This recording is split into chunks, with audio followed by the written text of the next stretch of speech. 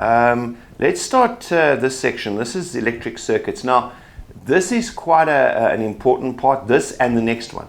The electric circuits and the mechanics, well, electrostatics is also quite a big part, but these two form two big chunks of next year and the year after. Okay, so they're quite important for those of you going on with physics. They are obviously the basis of many parts of the work. Okay, we're going to be looking at electric circuits. Now, if you remember, well, first of all, what is an electric circuit? Well, essentially, it's a whole lot of things put together. There's an electric circuit inside this remote control. There's an electric circuit inside here. There are electric circuits everywhere in life, right? In our TVs, in our refrigerators, washing machines.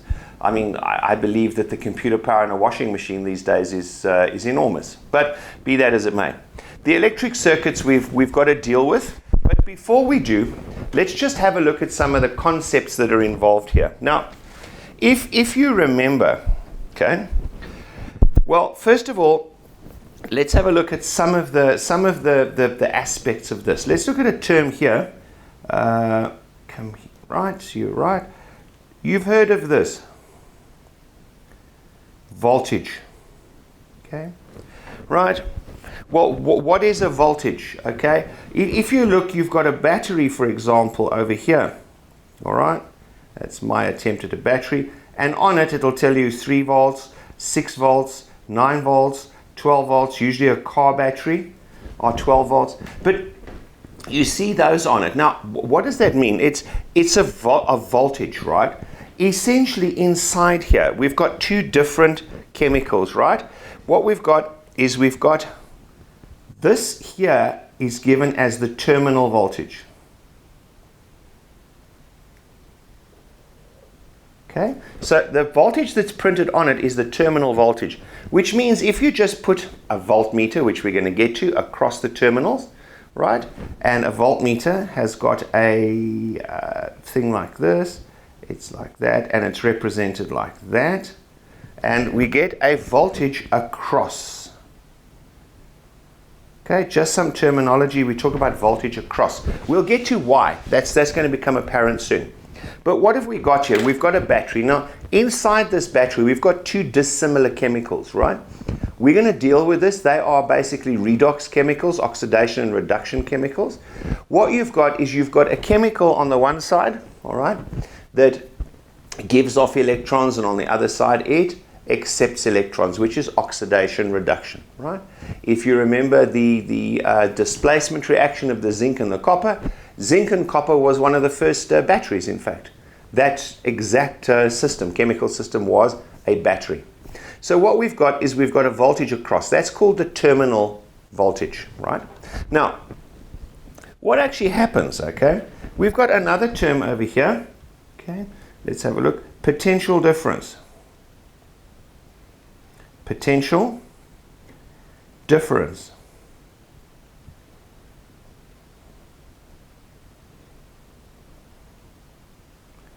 Potential difference, okay? That's the difference between the one side of the battery and the other side of the battery, okay? That's the voltage difference between the positive and the negative side, okay? Positive and the negative side of a battery. Okay, those are the two we've got. Now, what is it? It is the also called EMF, electromotive force. What is actually happening is that the one side of the battery is giving energy to the electrons and forcing them around the circuit. That's what's really going on here, right? So the battery is forcing electrons, motion, electron motion force. It's the force that causes the electrons to flow around the circuit, right? So the voltage is how big is that force, all right? So it's kind of like a pump. Okay, a pump can pump water up to a certain height, all right? That's the amount of, let's say, force that it's got, all right? The next stage is to say, right, the voltage is driving the electrons through. So the electrons are able to do work as they go through. They are able to do things, right? Because the electron can, for example, give off heat, all right, if it goes through certain things. Now let's have a look at it. Okay, the next one we need to say, first of all, just let's say this terminal voltage here is the maximum possible. Okay? It's the maximum positive. So the EMF or the terminal voltage is the maximum possible. All right? In other words, that is if you measure it under something called no load condition. Okay? A load is if I've got the batteries inside here, but I'm not doing anything, right? So those batteries are giving a voltage which is constant. Inside here, I don't know what they are. We could open up and find out. But they're giving a constant voltage. The moment I push something, it operates a switch that then requires a current to flow. That is when I put a load onto the battery. Some of you may have heard a generator. When a generator is running, it's running at normal revs. The moment you switch on a kettle or do something, the generator revs drop. So it shows you a load has been put on it, right? It's making it more difficult to work. Why? Because there's resistors, but we're going to get to those in a few minutes. All right? Now, in electric circuits, we talk about a current. Okay? Let me just go back. Voltage is got the term V, the symbol V. Let's go. V is the symbol. Okay? And it's measured in volts. Okay? So we always call it a V and we call it volts. Okay? That's what we measure it in. Okay? The next thing is a current. Now, what we say is the current flows from positive to negative, right? In other words, it flows from the high to the low. If you think of it in terms of water, a current is like a water flow. It's the same thing. It's similar to a hose pipe. The water is flowing through the circuit. The water is flowing through the pipes or flowing through the channels. That's what we've got here. That's what's actually happening. All right? Now, we say it flows from positive to negative. All right? Now, do you remember that we measured charge was Q, wasn't it? And Q was number of electrons times the charge on an electron, which is minus 1.6 times 10 to the minus 19 coulombs, right? So the charge that is flowing, remember, the current is the flow from positive to negative. Flow of what? Flow of electrons. The flowing of electrons. The electrons are flowing through the circuit, right?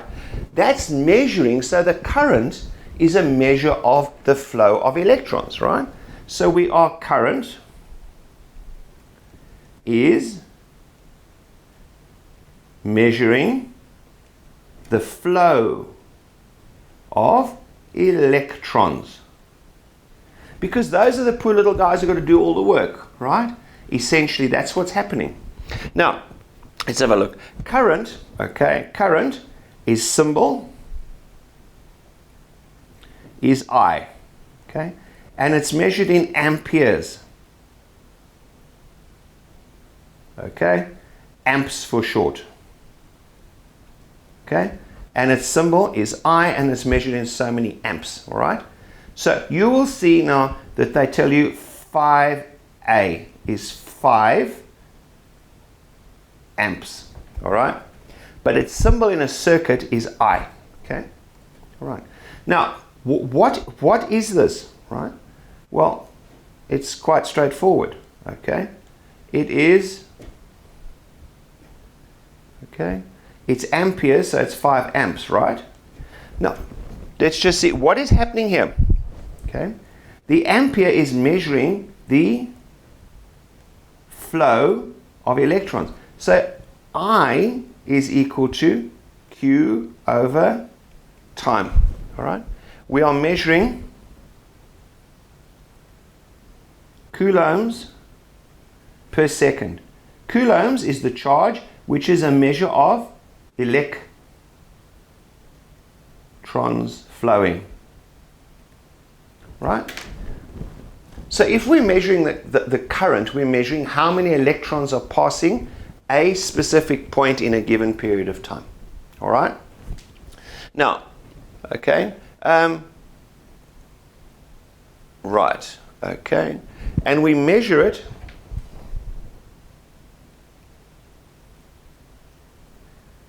using an ammeter. Symbol A. And you will always see it like that. The current flows through it like that. Okay? A voltmeter is generally placed across something. We measure the potential difference across. So if we've got a voltmeter, what we do is we have got a side and a side. The voltmeter sits there. We put it across. A current we put in line because it's measuring the flow. Think of it again as a hose pipe. If you want to measure how much water, you've got to make sure the water flows through and spins the little wheel. Okay, so that tells us how much water is flowing, or how many electrons in this case are flowing. Right, now let's have a look. Just to get a handle on this process, all right? I did a little example. Let's say a current, so they've told us a current of 0.25 amps flows through a light bulb. Through a light bulb. Okay? And we represent it like this. This is a light bulb, and this is the current that's flowing through. So we say 0.25 amps, and it is I. Okay? You'll see when we do circuits, we always put the current in wherever we can. You'll see why. This is a light bulb. All right? Now, let's have a look. And they say, and it flows through a light bulb for 15 minutes. Okay? Calculate the total charge. So they want to know total charge. So what do we say? We say that what are we given? I is equal to 0.25, okay? And time is equal to 15 minutes. And we know that I is equal to Q over delta T. So therefore we can say, well, let's just put therefore, 0.25 is equal to charge over, but hang on, 15 minutes. We don't work with minutes, do we? Everything in physics is kilogram meters seconds, okay? So let's go. So it's 15 times, to get it to seconds, I've done it over here, 15 times 60, okay? 15 times 60, which will then give us our answer. Like so. Now, we just cross multiply, all right? Therefore, Q, which is the charge. This is how many coulombs have flown through, right? How many coulombs have flown through? Of course, you can find out how many electrons. We're just going to be saying, hang on, Q is equal to N times E. So what do? If we want to know number of electrons, we divide the charge by the charge on one electron, don't we? Okay, so Q is equal to that. Therefore, we say Q is equal to 0.25 times 15 times 60, which is then going to be equal to 225 coulombs have flown through there. Okay. Now, how many electrons is that? Well, that's easy. We say Q is equal to N times E. Therefore, number of electrons is Q, 225, not times, I'm thinking of the electron, 225 coulombs divided by the charge on each. Can you see? That's a huge number, and the coulombs cancel out to give us a number of electrons, okay? Right, now, let's have a look at something like this, right? It's a lot of electrons. Now, I just want to go through components. Okay, we need to define a few components, all right, in a circuit. First of all, we've got to have a power source, right? Because without it, nothing's going to happen, is it? The radio's not going to work, the remote won't work without a power source.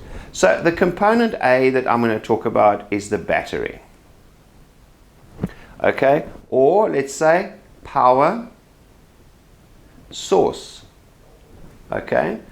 Or cells. All right? Now, essentially what we've got is each one of these, and diagrammatically we represent it as that. This is the positive, this is the negative side. Right? So that's the cell. Each one of these is a cell. Right? Now, obviously, we can add, you've seen in a torch, for example, where you put batteries one behind the other. Each one of those we could say is a cell, okay? And each one has got a voltage. So we are putting batteries behind each other, okay?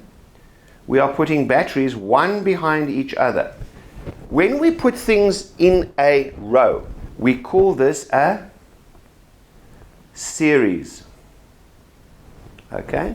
They are in series. They are one behind the other, right? It's like a marching platoon. They are all marching one behind each other. They are in series, right? Now, what happens, let's say we've got each one of these is 1 volt. So I've got a cell here of 1 volt. Remember, if I put my voltmeter across it, I get a reading of 1. So how much voltage is that? Well, it's 1. Now I add another one in series. How much is it? What would a voltmeter read if I put a voltmeter across there? It would read 2 volts, right? And so forth. That would read 1, 2, 3, 4 volts. So if it's in series, batteries in series, we add the voltage, right? We're going to add the voltage together, right? Now, well, we can do it that way. What would happen if we have, let's say, a whole bunch of cells over here? Each one is 1.5. So that's 1.5, 1.5, and 1.5. So the total of all of that is 3 is 4.5 volts, correct? Now, let us say for some silly reason, I put the next battery in the opposite way around. Okay? What is the voltage across here now? That's my voltmeter, by the way. What is the voltage across there? Well, it was 4.5 before I made an error and put the battery in the wrong way round. It's obviously this one is now going to cancel out that one, isn't it? Because this one is 1.5 plus, plus, plus. This is minus. It's the wrong way, which means that it's going to go the wrong way. So what do? I then say the voltage here is going to be 4.5 minus 1.5, which is going to be 3 volts. Okay? We're going to have 3 volts in there like that, right? Now, the next way we can connect it up, let's think. That was series. Let's look at B. B is a different thing. We could also put batteries, and some of you that may have seen it like this. You don't always have batteries in series. There you can see I've got 2 cells there, 2 there. Let's say each of those is, for example, 1 volt. So I've got over here 2 volts, right? And over here 2 volts. Now they are not in series anymore. They are called in parallel. Parallel connection. Okay? So series is one behind each other. Parallel is when the one is here and the one is there, right? They've got one above the other one. Okay? So parallel is they're not right behind each other. They are spread apart like that. What is the voltage there? V is equal to 2 volts. Total is equal to that and that. Right? Now let's have a look. So the voltage there, that's quite straightforward. So we've got parallel. Let us now look at a resistor.